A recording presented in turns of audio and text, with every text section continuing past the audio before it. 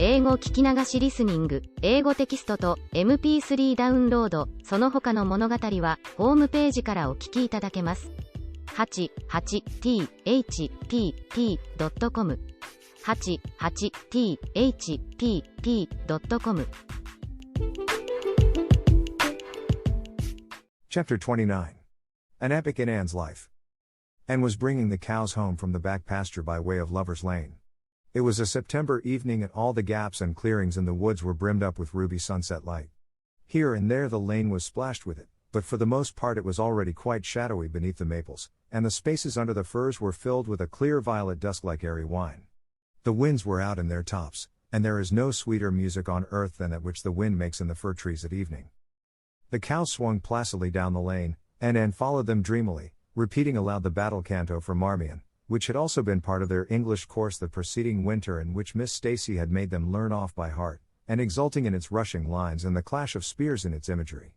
When she came to the lines, the stubborn spearsmen still made good their dark impenetrable wood. She stopped in ecstasy to shut her eyes that she might the better fancy herself one of that heroic ring. When she opened them again it was to behold Diana coming through the gate that led into the berry field and looking so important that Anne instantly divined there was news to be told. But betray too eager curiosity she would not. "Isn't this evening just like a purple dream, Diana? It makes me so glad to be alive. In the mornings I always think the mornings are best, but when evening comes I think it's lovelier still." "It's a very fine evening," said Diana, "but oh, I have such news, Anne." "Guess. You can have 3 guesses."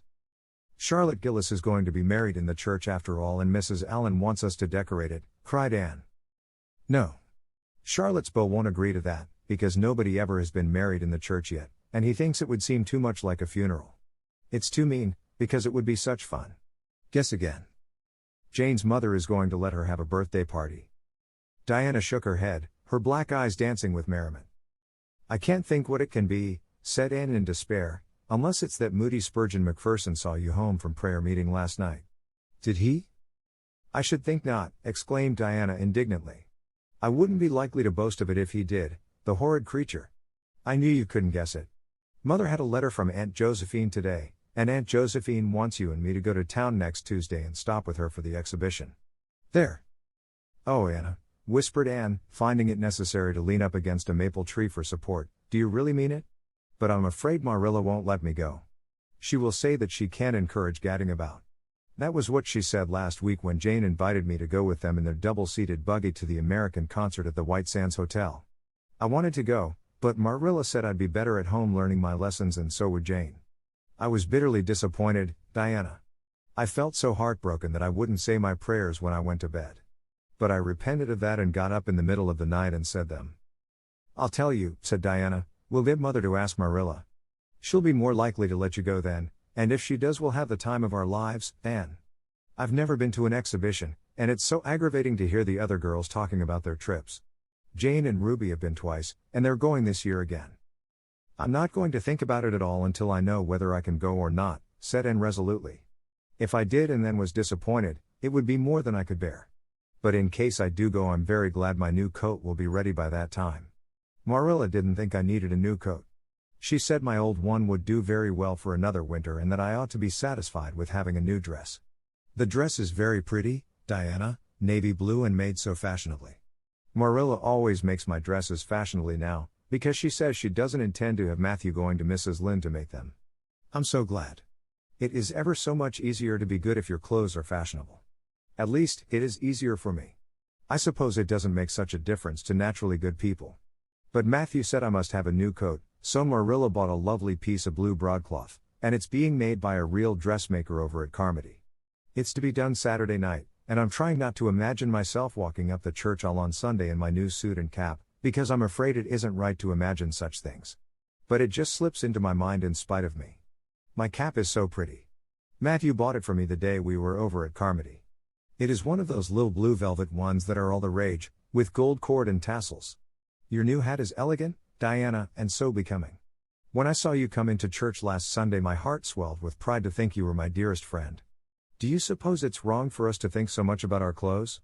Marilla says it is very sinful. But it is such an interesting subject, isn't it?" Marilla agreed to let Anne go to town, and it was arranged that Mr. Barry should take the girls in on the following Tuesday. As Charlottetown was 30 miles away and Mr. Barry wished to go and return the same day, it was necessary to make a very early start. But Anne counted it all joy, and was up before sunrise on Tuesday morning. A glance from her window assured her that the day would be fine, for the eastern sky behind the firs of the haunted wood was all silvery and cloudless. Through the gap in the trees a light was shining in the western gable of Orchard Slope, a token that Diana was also up. Anne was dressed by the time Matthew had the fire on and had the breakfast ready when Marilla came down, but for her own part was much too excited to eat. After breakfast the jaunty new cap and jacket were donned, and Anne hastened over the brook and up through the firs to Orchard Slope. Mr. Barry and Diana were waiting for her, and they were soon on the road. It was a long drive, but Anne and Diana enjoyed every minute of it. It was delightful to rattle along over the moist roads in the early red sunlight that was creeping across the shorn harvest fields. The air was fresh and crisp, and little smoke blue mists curled through the valleys and floated off from the hills. Sometimes the road went through woods where maples were beginning to hang out scarlet banners, sometimes it crossed rivers on bridges that made Anne's flesh cringe with the old, half-delightful fear, sometimes it wound along a harbor shore and passed by a little cluster of weather-gray fishing huts, again it mounted to hills whence a far sweep of curving upland or misty blue sky could be seen, but wherever it went there was much of interest to discuss. It was almost noon when they reached town and found their way to Beechwood. It was quite a fine old mansion, set back from the street in a seclusion of green elms and branching beeches. Miss Barry met them at the door with a twinkle in her sharp black eyes. "So you've come to see me at last, you Anne girl," she said. "Mercy, child, how you have grown. You're taller than I am, I declare. And you're ever so much better looking than you used to be, too. But I dare say you know that without being told." "Indeed I didn't," said Anne radiantly. "I know I'm not so freckled as I used to be, so I've much to be thankful for, but I really hadn't dared to hope there was any other improvement." "I'm so glad you think there is, Miss Barry." Miss Barry's house was furnished with great magnificence, as Anne told Marilla afterward. The two little country girls were rather abashed by the splendor of the parlor where Miss Barry left them when she went to see about dinner. "Isn't it just like a palace?" whispered Diana. "I never was in Aunt Josephine's house before, and I'd no idea it was so grand. I just wish Julia Bell could see this, she puts on such airs about her mother's parlor. Velvet carpet, sighed Anne luxuriously, and silk curtains. I've dreamed of such things, Diana. But do you know I don't believe I feel very comfortable with them after all. There are so many things in this room and all so splendid that there is no scope for imagination. That is one consolation when you are poor, there are so many more things you can imagine about." Their sojourn in town was something that Anne and Diana dated from for years. From first to last it was crowded with delights. On Wednesday Miss Barry took them to the exhibition grounds and kept them there all day. It was splendid, and related to Marilla later on. "I never imagined anything so interesting. I don't really know which department was the most interesting. I think I like the horses and the flowers and the fancy work best. Josie Pye took first prize for knitted lace. I was real glad she did. And I was glad that I felt glad, for it shows I'm improving, don't you think, Marilla, when I can rejoice in Josie's success? Mr. Harmon Andrews took second prize for Gravenstein apples and Mr. Bell took first prize for a pig. Diana said she thought it was ridiculous for a Sunday school superintendent to take a prize in pigs, but I don't see why. Do you?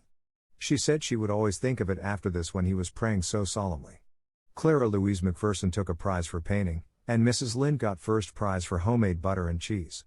So Avonlea was pretty well represented, wasn't it? Mrs. Lynde was there that day, and I never knew how much I really liked her until I saw her familiar face among all those strangers. There were thousands of people there, Marilla. It made me feel dreadfully insignificant. And Miss Barry took us up to the grandstand to see the horse races. Mrs. Lynde wouldn't go. She said horse racing was an abomination and, she being a church member, thought it her bounden duty to set a good example by staying away. But there were so many there I don't believe Mrs. Lynde's absence would ever be noticed. I don't think, though, that I ought to go very often to horse races, because they are awfully fascinating. Diana got so excited that she offered to bet me 10 cents that the red horse would win. I didn't believe he would, but I refused to bet, because I wanted to tell Mrs. Allen all about everything, and I felt sure it wouldn't do to tell her that. It's always wrong to do anything you can't tell the minister's wife. It's as good as an extra conscience to have a minister's wife for your friend. And I was very glad I didn't bet, because the red horse did win, and I would have lost 10 cents. So you see that virtue was its own reward. We saw a man go up in a balloon. I'd love to go up in a balloon, Marilla, it would be simply thrilling, and we saw a man selling fortunes. You paid him 10 cents and a little bird picked out your fortune for you. Miss Barry gave Diana and me 10 cents each to have our fortunes told. Mine was that I would marry a dark-complected man who was very wealthy, and I would go across water to live. I looked carefully at all the dark men I saw after that, but I didn't care much for any of them, and anyhow I suppose it's too early to be looking out for him yet. Oh, it was a never-to-be-forgotten day, Marilla. I was so tired I couldn't sleep at night. Miss Barry put us in the spare room, according to promise. It was an elegant room, Marilla, but somehow sleeping in a spare room isn't what I used to think it was. That's the worst of growing up, and I'm beginning to realize it. The things you wanted so much when you were a child don't seem half so wonderful to you when you get them. Thursday the girls had a drive in the park, and in the evening Miss Barry took them to a concert in the Academy of Music, where a noted prima donna was to sing. To end the evening was a glittering vision of delight. Oh, Marilla, it was beyond description. I was so excited I couldn't even talk, so you may know what it was like. I just sat in enraptured silence. Madame Solitsky was perfectly beautiful, and wore white satin and diamonds. But when she began to sing I never thought about anything else. Oh, I can't tell you how I felt. But it seemed to me that it could never be hard to be good anymore. I felt like I do when I look up to the stars. Tears came into my eyes, but they were such happy tears. I was so sorry when it was all over, and I told Miss Barry I didn't see how I was ever to return to common life again. She said she thought if we went over to the restaurant across the street and had an ice cream it might help me. That sounded so prosaic, but to my surprise I found it true. The ice cream was delicious, Marilla, and it was so lovely and dissipated to be sitting there eating it at 11 o'clock at night. Diana said she believed she was born for city life. Miss Barry asked me what my opinion was, but I said I would have to think it over very seriously before I could tell her what I really thought. So I thought it over after I went to bed. That is the best time to think things out. And I came to the conclusion, Marilla, that I wasn't born for city life and that I was glad of it. It's nice to be eating ice cream at brilliant restaurants at 11 o'clock at night once in a while, but as a regular thing I'd rather be in the East Gable at 11, sound asleep, but kind of knowing even in my sleep that the stars were shining outside and that the wind was blowing in the firs across the brook. I told Miss Barry so at breakfast the next morning and she laughed. Miss Barry generally laughed at anything I said, even when I said the most solemn things. I don't think I liked it, Marilla, because I wasn't trying to be funny. But she is a most hospitable lady and treated us royally. Friday brought going home time, and Mr. Barry drove in for the girls. Well, I hope you've enjoyed yourselves, said Miss Barry, as she bade them goodbye. Indeed we have, said Diana. And you, and girl? I've enjoyed every minute of the time, said Anne, throwing her arms impulsively about the old woman's neck and kissing her wrinkled cheek. Diana would never have dared to do such a thing and felt rather aghast at Anne's freedom. But Miss Barry was pleased, and she stood on her veranda and watched the buggy out of sight. Then she went back into her big house with a sigh. It seemed very lonely, lacking those fresh young lives. Miss Barry was a rather selfish old lady, if the truth must be told, and had never cared much for anybody but herself. She valued people only as they were of service to her or amused her. And had amused her, and consequently stood high in the old lady's good graces. But Miss Barry found herself thinking less about Anne's quaint speeches than of her fresh enthusiasms, her transparent emotions, her little winning ways, and the sweetness of her eyes and lips. I thought Marilla Cuthbert was an old fool when I heard she'd adopted a girl out of an orphan asylum, she said to herself, but I guess she didn't make much of a mistake after all. If I'd a child like Anne in the house all the time I'd be a better and happier woman. And Diana found the drive home as pleasant as the drive in, pleasanter, indeed, since there was the delightful consciousness of home waiting at the end of it. It was sunset when they passed through White Sands and turned into the shore road. Beyond, the Avonlea hills came out darkly against the saffron sky. Behind them the moon was rising out of the sea that grew all radiant and transfigured in her light. Every little cove along the curving road was a marvel of dancing ripples. The waves broke with a soft swish on the rocks below them, and the tang of the sea was in the strong, fresh air. Oh, but it's good to be alive and to be going home, breathed Anne. When she crossed the log bridge over the brook the kitchen light of Green Gables winked her a friendly welcome back, and through the open door shone the hearth fire, sending out its warm red glow athwart the chilly autumn night. Anne ran blithely up the hill and into the kitchen, where a hot supper was waiting on the table. So you've got back? Said Marilla, folding up her knitting.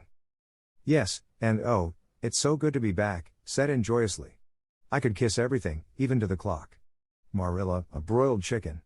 You don't mean to say you cooked that for me? Yes, I did, said Marilla. I thought you'd be hungry after such a drive and need something real appetizing. Hurry and take off your things, and we'll have supper as soon as Matthew comes in. I'm glad you've got back, I must say. It's been fearful lonesome here without you, and I never put in 4 longer days.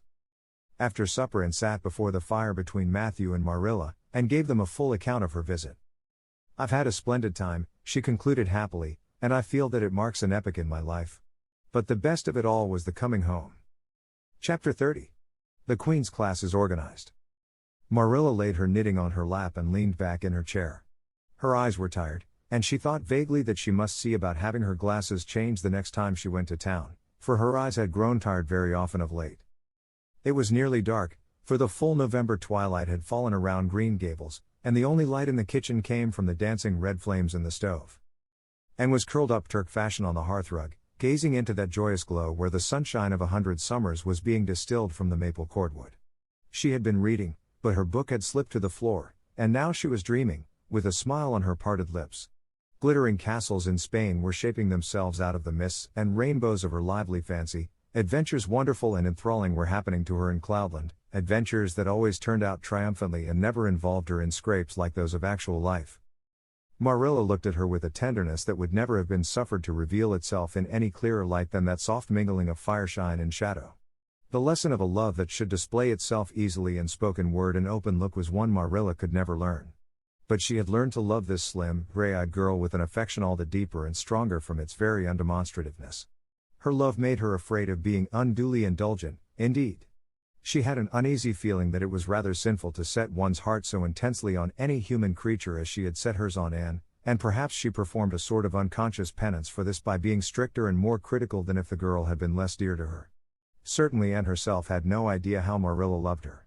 She sometimes thought wistfully that Marilla was very hard to please and distinctly lacking in sympathy and understanding. But she always checked the thought reproachfully, remembering what she owed to Marilla. "Anne," said Marilla abruptly, "Miss Stacy was here this afternoon when you were out with Diana." Anne came back from her other world with a start and a sigh. "Was she? Oh, I'm so sorry I wasn't in. Why didn't you call me, Marilla? Diana and I were only over in the haunted wood. It's lovely in the woods now. All the little wood things, the ferns and the satin leaves and the crackerberries, have gone to sleep, just as if somebody had tucked them away until spring under a blanket of leaves. I think it was a little gray fairy with a rainbow scarf that came tiptoeing along the last moonlight night and did it. Diana wouldn't say much about that, though. Diana has never forgotten the scolding her mother gave her about imagining ghosts into the haunted wood. It had a very bad effect on Diana's imagination. It blighted it. Mrs. Lynde says Myrtle Bell is a blighted being. I asked Ruby Gillis why Myrtle was blighted, and Ruby said she guessed it was because her young man had gone back on her. Ruby Gillis thinks of nothing but young men, and the older she gets the worse she is. Young men are all very well in their place, but it doesn't do to drag them into everything, does it? Diana and I are thinking seriously of promising each other that we will never marry but be nice old maids and live together forever. Diana hasn't quite made up her mind though, because she thinks perhaps it would be nobler to marry some wild, dashing, wicked young man and reform him. Diana and I talk a great deal about serious subjects now, you know. We feel that we are so much older than we used to be that it isn't becoming to talk of childish matters. It's such a solemn thing to be almost 14, Marilla. Miss Stacy took all us girls who are in our teens down to the brook last Wednesday, and talked to us about it. She said we couldn't be too careful what habits we formed and what ideals we acquired in our teens, because by the time we were 20 our characters would be developed and the foundation laid for our whole future life. And she said if the foundation was shaky we could never build anything really worthwhile on it. Diana and I talked the matter over coming home from school. We felt extremely solemn, Marilla. And we decided that we would try to be very careful indeed and form respectable habits and learn all we could and be as sensible as possible, so that by the time we were 20 our characters would be properly developed. It's perfectly appalling to think of being 20, Marilla. It sounds so fearfully old and grown up. But why was Miss Stacy here this afternoon? That is what I want to tell you, Anne, if you'll ever give me a chance to get a word in edgewise. She was talking about you. About me? And looked rather scared. Then she flushed and exclaimed. Oh, I know what she was saying. I meant to tell you, Marilla, honestly I did, but I forgot. Miss Stacy caught me reading Ben-Hur in school yesterday afternoon when I should have been studying my Canadian history. Jane Andrews lent it to me. I was reading it at dinner hour, and I had just got to the chariot race when school went in. I was simply wild to know how it turned out, although I felt sure Ben-Hur must win, because it wouldn't be poetical justice if he didn't, so I spread the history open on my desk lid and then tucked Ben-Hur between the desk and my knee. I just looked as if I were studying Canadian history, while all the while I was reveling in Ben-Hur. I was so interested in it that I never noticed Miss Stacy coming down the aisle until all at once I just looked up and there she was looking down at me, so reproachful-like. I can't tell you how ashamed I felt, Marilla, especially when I heard Josie Pye giggling. Miss Stacy took Ben-Hur away, but she never said a word then. She kept me in at recess and talked to me. She said I had done very wrong in two respects. First, I was wasting the time I ought to have put on my studies, and secondly, I was deceiving my teacher and trying to make it appear I was reading a history when it was a storybook instead. I had never realized until that moment, Marilla, that what I was doing was deceitful. I was shocked. I cried bitterly, and asked Miss Stacy to forgive me and I'd never do such a thing again, and I offered to do penance by never so much as looking at Ben-Hur for a whole week, not even to see how the chariot race turned out. But Miss Stacy said she wouldn't require that, and she forgave me freely. So I think it wasn't very kind of her to come up here to you about it after all. Miss Stacy never mentioned such a thing to me, and it's only your guilty conscience that's the matter with you. You have no business to be taking storybooks to school. You read too many novels anyhow. When I was a girl I wasn't so much as allowed to look at a novel. Oh, how can you call Ben-Hur a novel when it's really such a religious book? Protested Anne. Of course it's a little too exciting to be proper reading for Sunday, and I only read it on weekdays. And I never read any book now unless either Miss Stacy or Mrs. Allen thinks it is a proper book for a girl 13 3/4 to read. Miss Stacy made me promise that. She found me reading a book one day called The Lurid Mystery of the Haunted Hall. It was one Ruby Gillis had lent me, and, oh Marilla, it was so fascinating and creepy. It just curdled the blood in my veins. But Miss Stacy said it was a very silly, unwholesome book, and she asked me not to read any more of it or any like it. I didn't mind promising not to read any more like it, but it was agonizing to give back that book without knowing how it turned out. But my love for Miss Stacy stood the test and I did. It's really wonderful, Marilla, what you can do when you're truly anxious to please a certain person. Well, I guess I'll light the lamp and get to work, said Marilla. I see plainly that you don't want to hear what Miss Stacy had to say. You're more interested in the sound of your own tongue than in anything else. Oh, indeed, Marilla, I do want to hear it, cried Anne contritely. I won't say another word, not one. I know I talk too much, but I am really trying to overcome it, and although I say far too much, yet if you only knew how many things I want to say and don't, you'd give me some credit for it. Please tell me, Marilla. Well, Miss Stacy wants to organize a class among her advanced students who mean to study for the entrance examination into Queen's. She intends to give them extra lessons for an hour after school. And she came to ask Matthew and me if we would like to have you join it. What do you think about it yourself, Anne? Would you like to go to Queen's and pass for a teacher? Oh, Rilla. Anne straightened to her knees and clasped her hands. It's been the dream of my life, that is, for the last 6 months, ever since Ruby and Jane began to talk of studying for the entrance. But I didn't say anything about it, because I supposed it would be perfectly useless. I'd love to be a teacher. But won't it be dreadfully expensive? Mr. Andrews says it cost him $150 to put Prissy through, and Prissy wasn't a dunce in geometry. I guess you needn't worry about that part of it. When Matthew and I took you to bring up, we resolved we would do the best we could for you and give you a good education. I believe in a girl being fitted to earn her own living whether she ever has to or not. You'll always have a home at Green Gables as long as Matthew and I are here, but nobody knows what is going to happen in this uncertain world, and it's just as well to be prepared. So you can join the Queen's class if you like, Anne. Oh, Marilla, thank you. Anne flung her arms about Marilla's waist and looked up earnestly into her face. I'm extremely grateful to you and Matthew. And I'll study as hard as I can and do my very best to be a credit to you. I warn you not to expect much in geometry, but I think I can hold my own in anything else if I work hard. I dare say you'll get along well enough. Miss Stacy says you are bright and diligent. Not for worlds would Marilla have told Anne just what Miss Stacy had said about her. That would have been to pamper vanity. You needn't rush to any extreme of killing yourself over your books. There is no hurry. You won't be ready to try the entrance for a year and a half yet. But it's well to begin in time and be thoroughly grounded, Miss Stacy says. I shall take more interest than ever in my studies now, said Anne blissfully, because I have a purpose in life. Mr. Allen says everybody should have a purpose in life and pursue it faithfully. Only he says we must first make sure that it is a worthy purpose. I would call it a worthy purpose to want to be a teacher like Miss Stacy, wouldn't you, Marilla? I think it's a very noble profession. The Queen's class was organized in due time. Gilbert Blythe, Anne Shirley, Ruby Gillis, Jane Andrews, Josie Pye, Charlie Sloane, and Moody Spurgeon McPherson joined it. Diana Barry did not, as her parents did not intend to send her to Queen's. This seemed nothing short of a calamity to Anne. Never, since the night on which Minnie May had had the croup, had she and Diana been separated in anything. On the evening when the Queen's class first remained in school for the extra lessons, Anne saw Diana go slowly out with the others, to walk home alone through the Birch Path and Violet Vale. It was all the former could do to keep her seat and refrain from rushing impulsively after her chum. A lump came into her throat, and she hastily retired behind the pages of her uplifted Latin grammar to hide the tears in her eyes. Not for worlds would Anne have had Gilbert Blythe or Josie Pye see those tears. But, oh, Marilla, I really felt that I had tasted the bitterness of death, as Mr. Allen said in his sermon last Sunday, when I saw Diana go out alone, she said mournfully that night.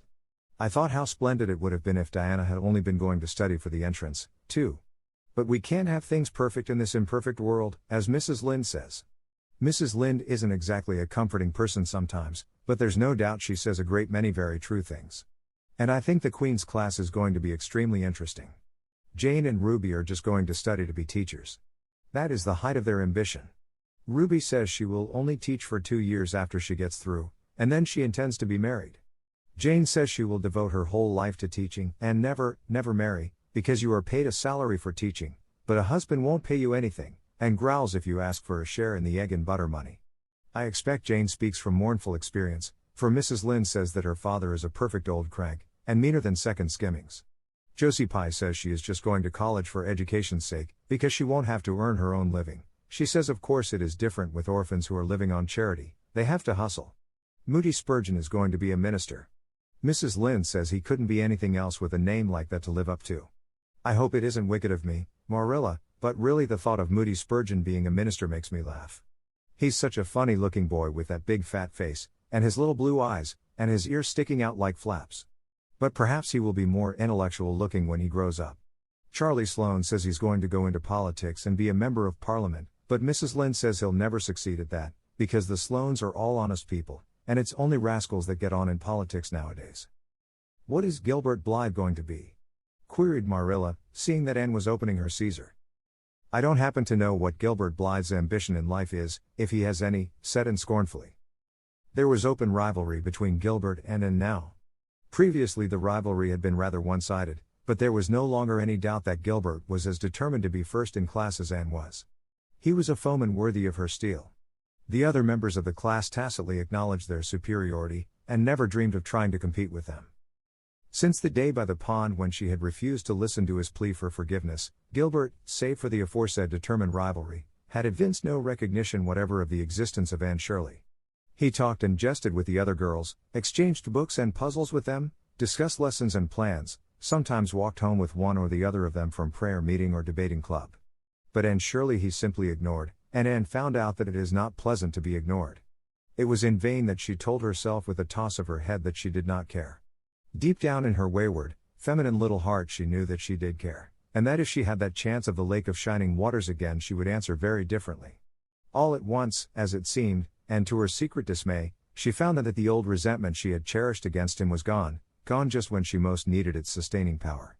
It was in vain that she recalled every incident and emotion of that memorable occasion and tried to feel the old satisfying anger. That day by the pond had witnessed its last spasmodic flicker. And realized that she had forgiven and forgotten without knowing it. But it was too late.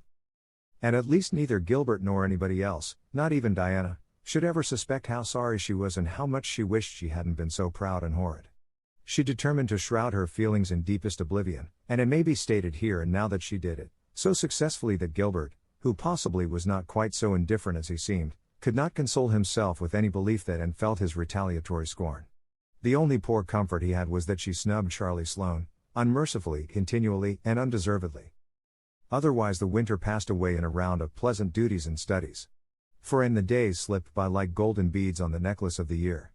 She was happy, eager, interested, there were lessons to be learned and honor to be won, delightful books to read, new pieces to be practiced for the Sunday school choir, pleasant Saturday afternoons at the manse with Mrs. Allen, and then, almost before Anne realized it, spring had come again to Green Gables and all the world was abloom once more. Studies Paul just a wee bit then, the Queen's class, left behind in school while the others scattered to green lanes and leafy woodcuts and meadow byways, looked wistfully out of the windows and discovered that Latin verbs and French exercises had somehow lost the tang and zest they had possessed in the crisp winter months. Even Anne and Gilbert lagged and grew indifferent. Teacher and taught were alike glad when the term was ended and the glad vacation days stretched rosily before them. "But you've done good work this past year," Miss Stacy told them on the last evening, "and you deserve a good, jolly vacation. Have the best time you can in the out-of-door world and lay in a good stock of health and vitality and ambition to carry you through next year. It will be the tug of war, you know, the last year before the entrance." "Are you going to be back next year, Miss Stacy?" asked Josie Pye. Josie Pye never scrupled to ask questions. In this instance the rest of the class felt grateful to her. None of them would have dared to ask it of Miss Stacy, but all wanted to, for there had been alarming rumors running at large through the school for some time that Miss Stacy was not coming back the next year, that she had been offered a position in the grade school of her own home district and meant to accept. The Queen's class listened in breathless suspense for her answer. "Yes, I think I will," said Miss Stacy. "I thought of taking another school, but I have decided to come back to Avonlea. To tell the truth, I've grown so interested in my pupils here that I found I couldn't leave them. So I'll stay and see you through." "Hurrah," said Moody Spurgeon. Moody Spurgeon had never been so carried away by his feelings before, and he blushed uncomfortably every time he thought about it for a week. "Oh, I'm so glad," said Anne, with shining eyes. "Dear Stacy, it would be perfectly dreadful if you didn't come back. I don't believe I could have the heart to go on with my studies at all if another teacher came here." When Anne got home that night she stacked all her textbooks away in an old trunk in the attic, locked it, and threw the key into the blanket box. "I'm not even going to look at a school book in vacation," she told Marilla. "I've studied as hard all the term as I possibly could and I've pored over the geometry until I know every proposition in the first book off by heart, even when the letters are changed. I just feel tired of everything sensible and I'm going to let my imagination run riot for the summer." "Oh, you needn't be alarmed, Marilla. I'll only let it run riot within reasonable limits. But I want to have a real good jolly time this summer, for maybe it's the last summer I'll be a little girl. Mrs. Lynde says that if I keep stretching out next year as I've done this I'll have to put on longer skirts. She says I'm all running to legs and eyes. And when I put on longer skirts I shall feel that I have to live up to them and be very dignified. It won't even do to believe in fairies then, I'm afraid, so I'm going to believe in them with all my whole heart this summer. I think we're going to have a very gay vacation. Ruby Gillis is going to have a birthday party soon and there's the Sunday school picnic and the missionary concert next month. And Mr. Barry says that some evening he'll take Diana and me over to the White Sands Hotel and have dinner there. They have dinner there in the evening, you know. Jane Andrews was over once last summer and she says it was a dazzling sight to see the electric lights and the flowers and all the lady guests in such beautiful dresses. Jane says it was her first glimpse into high life and she'll never forget it to her dying day." Mrs. Lynde came up the next afternoon to find out why Marilla had not been at the aid meeting on Thursday. When Marilla was not at aid meeting people knew there was something wrong at Green Gables. "Matthew had a bad spell with his heart Thursday," Marilla explained, "and I didn't feel like leaving him. Oh, yes, he's all right again now, but he takes them spells oftener than he used to and I'm anxious about him. The doctor says he must be careful to avoid excitement. That's easy enough, for Matthew doesn't go about looking for excitement by any means and never did. But he's not to do any very heavy work either and you might as well tell Matthew not to breathe as not to work. Come and lay off your things, Rachel. You'll stay to tea?" "Well, seeing you're so pressing, perhaps I might as well stay," said Mrs. Rachel, who had not the slightest intention of doing anything else. Mrs. Rachel and Marilla sat comfortably in the parlor while Anne got the tea and made hot biscuits that were light and white enough to defy even Mrs. Rachel's criticism. "I must say Anne has turned out a real smart girl," admitted Mrs. Rachel, as Marilla accompanied her to the end of the lane at sunset. "She must be a great help to you." "She is," said Marilla, "and she's real steady and reliable now. I used to be afraid she'd never get over her feather-brained ways, but she has and I wouldn't be afraid to trust her in anything now. I never would have thought she'd have turned out so well that first day I was here 3 years ago," said Mrs. Rachel. "Lawful heart, shall I ever forget that tantrum of hers? When I went home that night I says to Thomas, says I, 'Mark my words, Thomas, Marilla Cuthbert'll live to rue the step she's took.' But I was mistaken and I'm real glad of it. I ain't one of those kind of people, Marilla, as can never be brought to own up that they've made a mistake. No, that never was my way, thank goodness. I did make a mistake in judging Anne, but it weren't no wonder, for an odder, unexpecteder witch of a child there never was in this world, that's what. There was no ciphering her out by the rules that worked with other children. It's nothing short of wonderful how she's improved these 3 years, but especially in looks. She's a real pretty girl got to be, though I can't say I'm overly partial to that pale, big-eyed style myself. I like more snap and color, like Diana Barry has or Ruby Gillis. Ruby Gillis's looks are real showy. But somehow, I don't know how it is, but when Anne and them are together, though she ain't half as handsome, she makes them look kind of common and overdone, something like them white June lilies she calls narcissus alongside of the big, red peonies, that's what. Dash. Chapter 31. Where the brook and river meet. Anne had her good summer and enjoyed it wholeheartedly. She and Diana fairly lived outdoors, reveling in all the delights that Lover's Lane and the Dryad's Bubble and Willowmere and Victoria Island afforded. Marilla offered no objections to Anne's gypsyings. The Spencervale doctor who had come the night Minnie May had the croup met Anne at the house of a patient one afternoon early in vacation, looked her over sharply, screwed up his mouth, shook his head, and sent a message to Marilla Cuthbert by another person. It was, "Keep that red-headed girl of yours in the open air all summer and don't let her read books until she gets more spring into her step." This message frightened Marilla wholesomely. She read Anne's death warrant by consumption in it unless it was scrupulously obeyed. As a result, Anne had the golden summer of her life as far as freedom and frolic went. She walked, rode, berried, and dreamed to her heart's content, and when September came she was bright-eyed and alert, with a step that would have satisfied the Spencervale doctor and a heart full of ambition and zest once more. "I feel just like studying with might and main," she declared as she brought her books down from the attic. "Oh, you good old friends, I'm glad to see your honest faces once more. Yes, even you, geometry. I've had a perfectly beautiful summer, Marilla, and now I'm rejoicing as a strong man to run a race, as Mr. Allen said last Sunday. Doesn't Mr. Allen preach magnificent sermons? Mrs. Lynde says he is improving every day, and then the first thing we know some city church will gobble him up and then we'll be left and have to turn to and break in another green preacher. But I don't see the use of meeting trouble halfway, do you, Marilla? I think it would be better just to enjoy Mr. Allen while we have him. If I were a man I think I'd be a minister.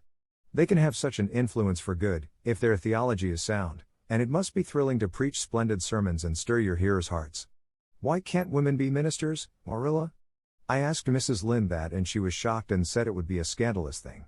She said there might be female ministers in the States and she believed there was, but thank goodness we hadn't got to that stage in Canada yet and she hoped we never would. But I don't see why. I think women would make splendid ministers. When there is a social to be got up or a church tea or anything else to raise money the women have to turn to and do the work. I'm sure Mrs. Lynde can pray every bit as well as Superintendent Bell and I've no doubt she could preach too with a little practice. "Yes, I believe she could," said Marilla dryly.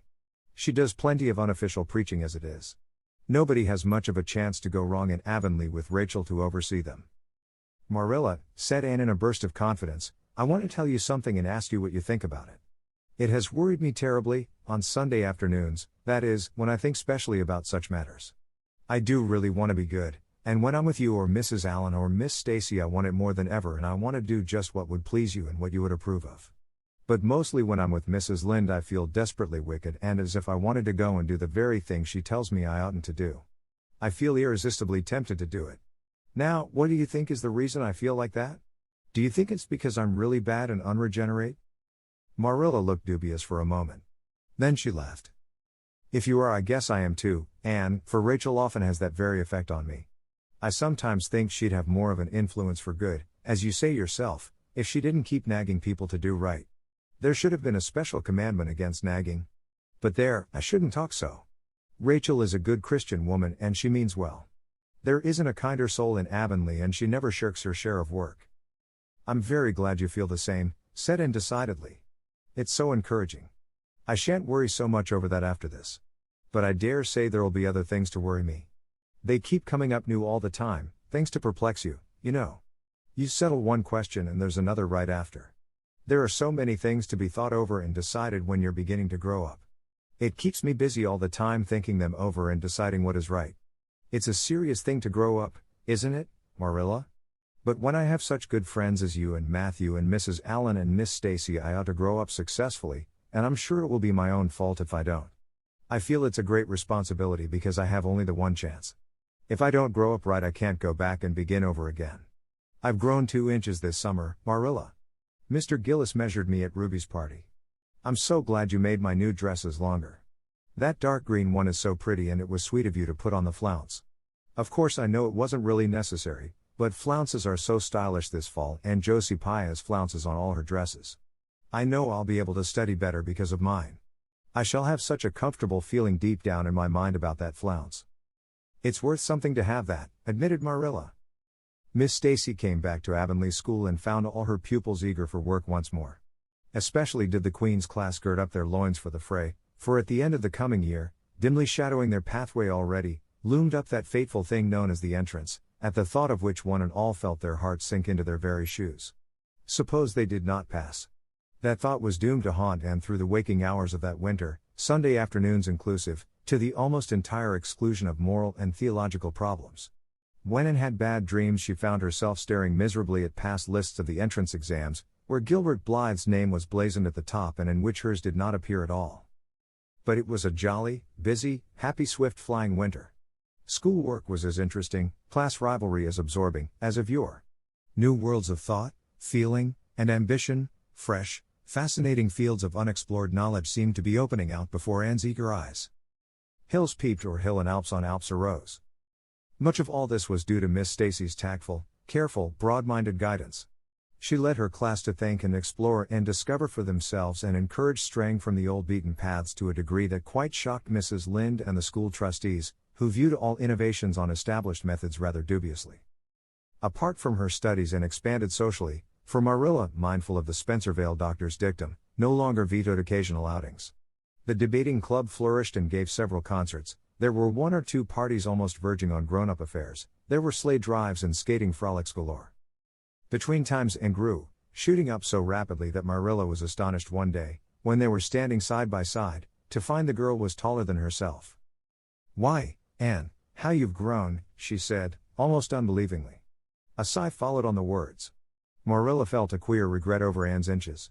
The child she had learned to love had vanished somehow, and here was this tall, serious-eyed girl of 15, with the thoughtful brows and the proudly poised little head, in her place. Marilla loved the girl as much as she had loved the child, but she was conscious of a queer, sorrowful sense of loss. And that night, when Anne had gone to prayer meeting with Diana, Marilla sat alone in the wintry twilight and indulged in the weakness of a cry. Matthew, coming in with a lantern, caught her at it and gazed at her in such consternation that Marilla had to laugh through her tears. "I was thinking about Anne," she explained. "She's got to be such a big girl, and she'll probably be away from us next winter. I'll miss her terrible." "She'll be able to come home often," comforted Matthew, to whom Anne was as yet and always would be the little, eager girl he had brought home from Bright River on that June evening 4 years before. "The branch railroad will be built to Carmody by that time." "It won't be the same thing as having her here all the time," sighed Marilla gloomily, determined to enjoy her luxury of grief uncomforted. But there, men can't understand these things. There were other changes in Anne no less real than the physical change. For one thing, she became much quieter. Perhaps she thought all the more and dreamed as much as ever, but she certainly talked less. Marilla noticed and commented on this also. "You don't chatter half as much as you used to, Anne, nor use half as many big words. What has come over you?" Anne colored and laughed a little, as she dropped her book and looked dreamily out of the window, where big fat red buds were bursting out on the creeper in response to the lure of the spring sunshine. "I don't know, I don't want to talk as much," she said, denting her chin thoughtfully with her forefinger. "It's nicer to think dear, pretty thoughts and keep them in one's heart, like treasures. I don't like to have them laughed at or wondered over. And somehow I don't want to use big words anymore. It's almost a pity, isn't it, now that I'm really growing big enough to say them if I did want to. It's fun to be almost grown up in some ways, but it's not the kind of fun I expected, Marilla. There's so much to learn and do and think that there isn't time for big words. Besides, Miss Stacy says the short ones are much stronger and better. She makes us write all our essays as simply as possible. It was hard at first. I was so used to crowding in all the fine big words I could think of, and I thought of any number of them. But I've got used to it now and I see it so much better. What has become of your story club? I haven't heard you speak of it for a long time." "The story club isn't in existence any longer. We hadn't time for it, and anyhow I think we had got tired of it.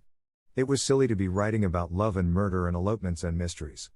Miss Stacy sometimes has us write a story for training in composition, but she won't let us write anything but what might happen in Avonlea in our own lives, and she criticizes it very sharply and makes us criticize our own too. I never thought my compositions had so many faults until I began to look for them myself.